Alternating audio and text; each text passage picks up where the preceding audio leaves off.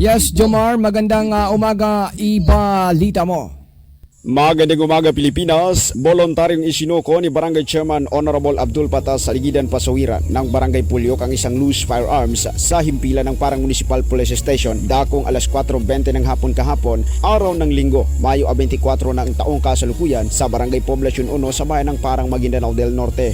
Isinuko nito ang isang unit ng caliber .38 revolver na walang kasamang bala. Ang naturang pagsuko ay bahagi ng pinaigting na kampanya ng Parang Municipal Police Station sa ilalim ng pamumuno ni Police Lieutenant Colonel Mark Harry Eboglosa na siyang Chief of Police ng Parang Municipal Police Station laban sa mga loose firearms bilang bahagi ng suporta nito sa simultaneous anti-criminality law enforcement operation ng Sakleo ng Philippine National Police o PNP. Sa kasalukuyan nasa kustudiya na ng Parang Municipal Police Station ang nasabing baril para sa kaukulang safekeeping at dokumentasyon. Patuloy namang inihikayat ng mga otoridad ang publiko na makisa sa kampanya kontra loose firearms upang mapanatili ang kapayapaan at kaayusan sa bayan ng Parang Maguindanao del Norte. Para sa Big News ngayon Pilipinas, Patrol numero 10, Jomar Abdul.